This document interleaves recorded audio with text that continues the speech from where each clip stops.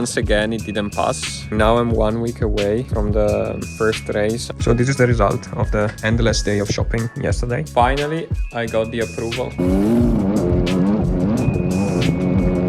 I'm leaving for the race. Something is off. It doesn't start anymore. I'm not sure if I even seized the piston.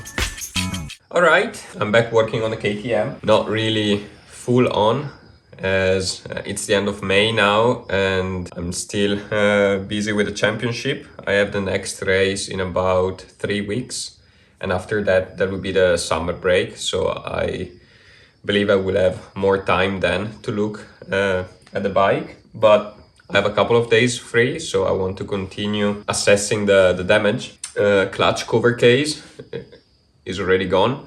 I've sent it back to the guy who did a welding job on the water pump. Next step will be opening up the cylinder and see what happened there. If it is a matter of new piston rings or new piston and reboring the cylinder, or even if there is any damage to the conrod and bearings. So I've done some research also regarding the ignition system, and I found a couple of aftermarket alternatives that should work fine. So I guess I will buy one of those, but that's also later. So main focus now is to see what's the damage here and decide how to proceed based on what I find. Of course, to get access to the cylinder, I have to strip the bike apart once again. So fuel tank, seat, plastics, exhaust, all has to go.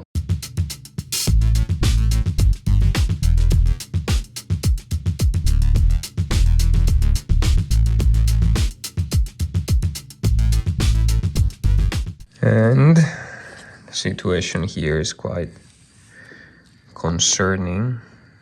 So this is what I found now that I opened it.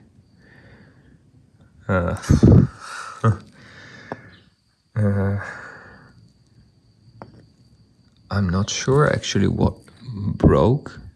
Probably the ring, piston ring. But, well, the piston is definitely gone. But even the head here, you see it has deep damage. I'm not sure if I will even manage to reuse this one.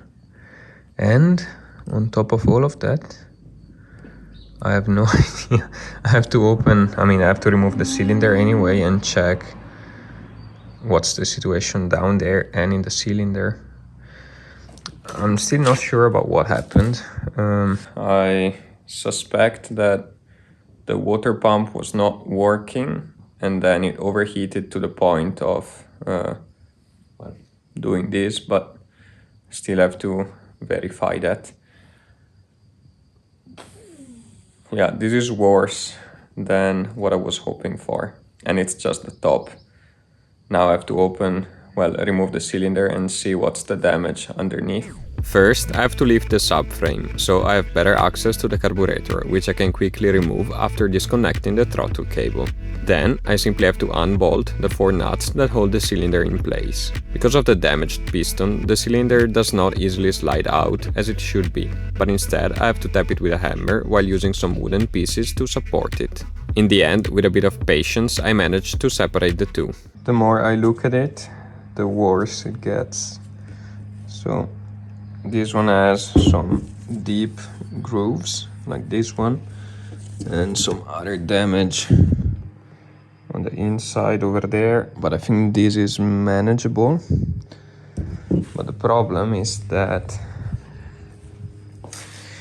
when you look here, okay, so the piston rings are still there, which means, they are broken in some parts, but they are not the one who shattered in pieces. So that means something else broke into 1,000 pieces and went up in the combustion chamber, which makes me think about some bearings.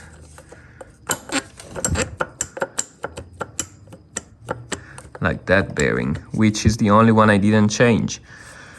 But what's the problem now? You see here all these things that of course went all over the engine.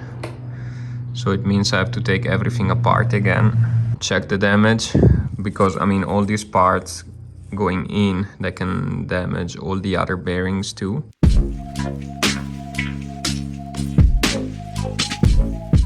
Okay, so it looks indeed that the bearing is gone on the conrod at the crankshaft side. It's the only one I didn't change because it seemed to be alright. Clearly there are no shortcuts with this bike. That means engine out again. Let's do it. I mean, at least I'm not in a rush anymore. There is not much left to disconnect before I can remove the engine, the ignition, the chain and the engine mounts. In a matter of few minutes, the engine is back on the bench.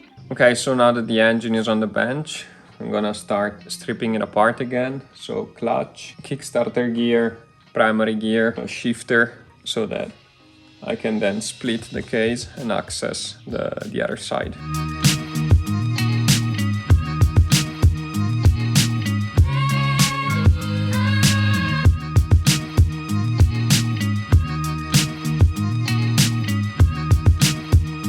Okay, so I have to stop here for today. This side is done. There's no need to remove the Kickstarter. What's left to do, I mean the ignition is already off. So what's left to do is to split the case, and that should be it. Going to the other side, I just have to remove the clutch connection lever, unbolt a few screws, remove the sprocket and finally split the cases. Everything went fairly smooth as I've assembled the engine just a few weeks before, so no stuck screws or jammed parts. So here we are, I split the case, and as seen before, the bearing inside here is the reason of the problem. You actually can still see some small bits inside. Okay, wait a minute. I think it's worth trying to understand what caused the bearing to fail.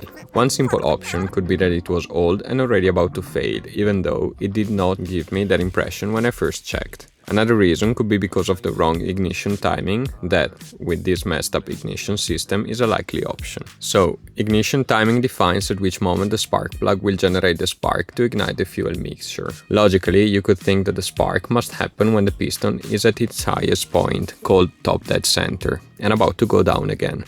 The concept is correct, but the problem is that the fuel does not ignite immediately as a bomb would, but instead it takes a few milliseconds to fully get on fire and generate the necessary pressure to push the piston down.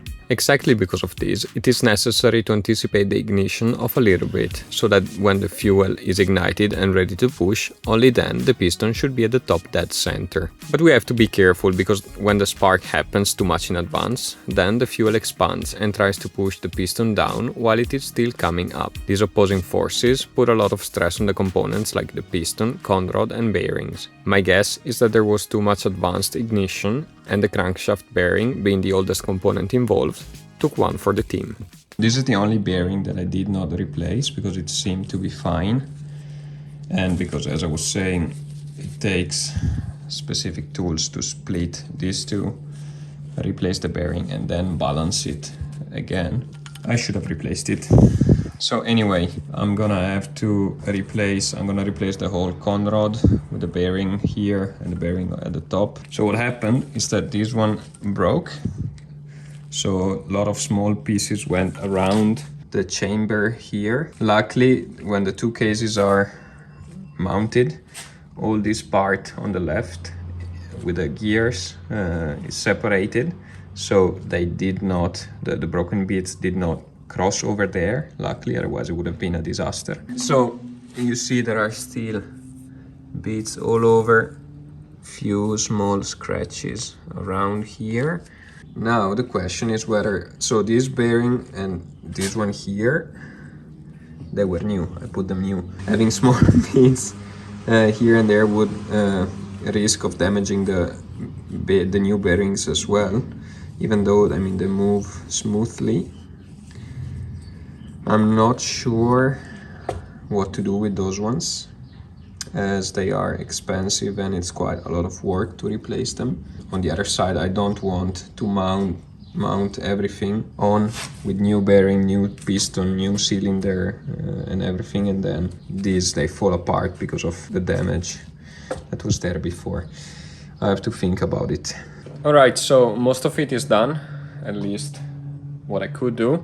There are a few marks over here that I will try to fix. The bearing, I decided I'm gonna keep it like this. I'm gonna remove the seal on the other side and blow some air through it and try to clean it, just to make sure that there are no remainings in there, but it moves fine. Then this is what I got out of it, so yes, not very promising. And yeah, this is the situation right now. So this one will need a new conrod, new bearings, clearly new piston, and the cylinder, and these one will need reworking. I was saying, now the situation is that I'm gonna buy the parts I need, gaskets, conrod, piston, this kind of stuff, bring the cylinder and the cylinder head to the machine shop to get it reworked, and yeah, just wait for that. I'm taking it easy, no rush anymore, and let's see.